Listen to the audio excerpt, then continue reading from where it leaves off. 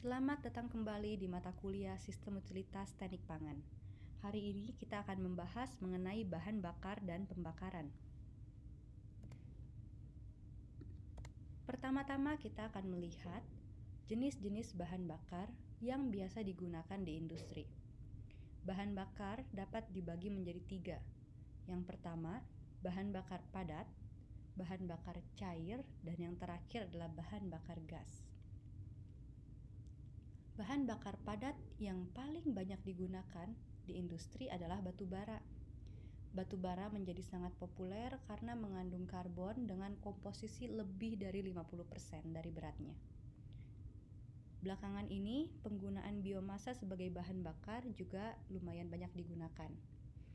Karena penggunaan biomasa ini dapat meningkatkan diversifikasi bahan bakar dan mengurangi limbah dari industri yang bersangkutan.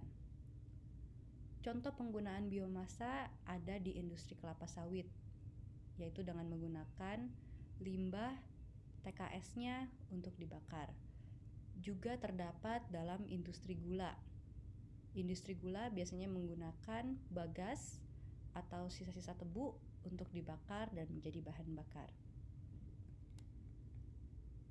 Bahan bakar cair yang paling banyak digunakan saat ini adalah bahan bakar minyak yang merupakan turunan dari minyak bumi. Namun pergeseran juga terjadi sehingga belakangan ini mulai digalakkan penggunaan biodiesel dan bioetanol. Untuk bahan bakar gas, yang paling banyak digunakan adalah gas alam sebagai bahan bakar.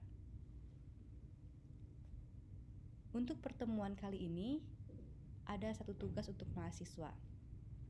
Setiap mahasiswa diminta untuk membahas satu jenis bahan bakar yang ada di samping sebelah kiri. Silakan sesuaikan dengan angka NIM terakhir. Jika NIM terakhir Anda adalah 21, maka Anda harus membahas mengenai batu bara. Lakukan pembahasan secara lengkap. Minimal harus mencakup komposisi dan karakteristiknya. Contohnya, karakteristik batu bara adalah bagaimana nilai heating value-nya, bagaimana sifat bakarnya, bagaimana titik lelehnya, titik apinya, dan lain-lain. Lalu setiap mahasiswa juga diminta untuk memberikan satu contoh industri pangan yang menggunakan limbahnya atau produk sampingnya sebagai bahan bakar. Contoh yang telah saya berikan tadi adalah industri gula yang menggunakan bagas dan industri kelapa sawit yang menggunakan limbah tandan kosongnya. Setelah Anda memilih contoh industri pangan, jangan lupa untuk menyertakan jumlah limbah yang dijadikan bahan bakar dan juga tentukan nilai kalor dari bahan bakar tersebut.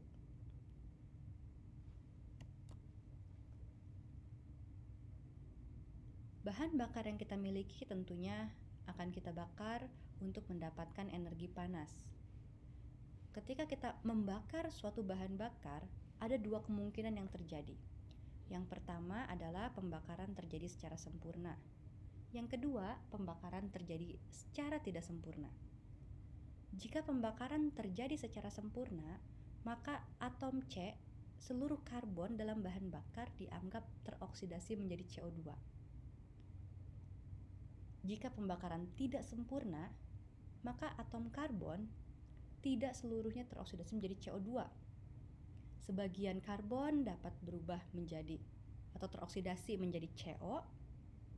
Hal ini terutama terjadi jika pembakaran dilakukan dengan udara yang kurang. Sebagian karbon yang lainnya dapat juga keluar sebagai jelaga.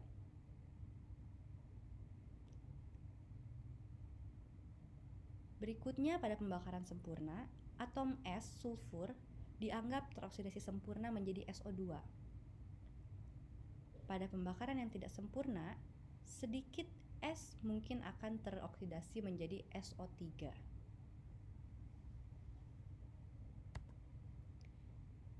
Reaksi pembakaran bahan bakar adalah reaksi pembakaran biasa.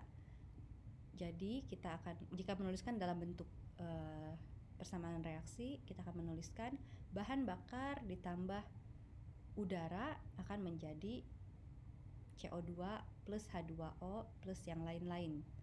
Tentukan produk hasil pembakaran berdasarkan kondisi pembakarannya, apakah sempurna atau tidak sempurna.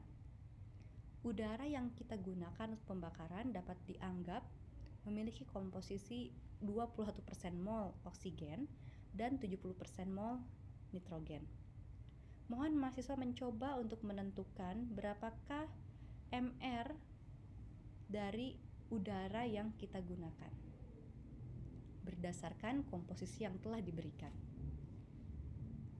Biasanya pembakaran dilakukan dengan udara berlebih.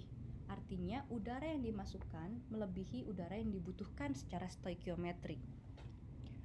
Udara berlebih biasanya digunakan untuk memastikan bahwa seluruh bahan bakar dapat terbakar dan pembakaran berlangsung secara sempurna. Namun, jika udara yang dimasukkan berlebih terlalu banyak, udara tersebut dapat juga membawa panas hasil pembakaran keluar ke cerobong, sehingga efisiensi pembakaran akan turun.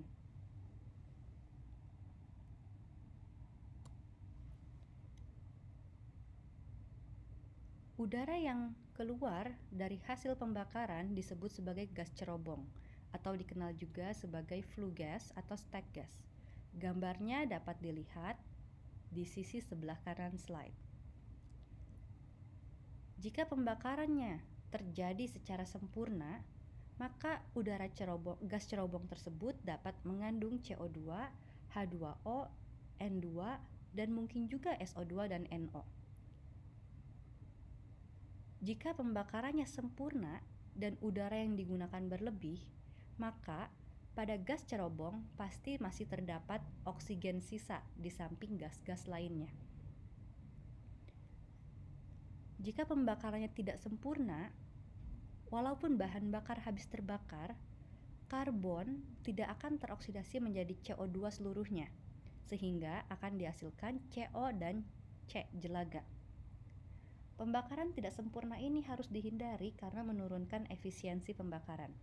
Silakan cek kalor pembakaran karbon jika dia berubah menjadi CO2 dan jika dia berubah menjadi CO.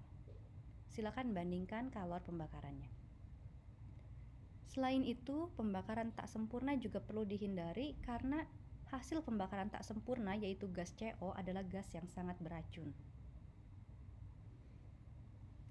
Sekian video singkat untuk kuliah Sistem Utilitas hari ini.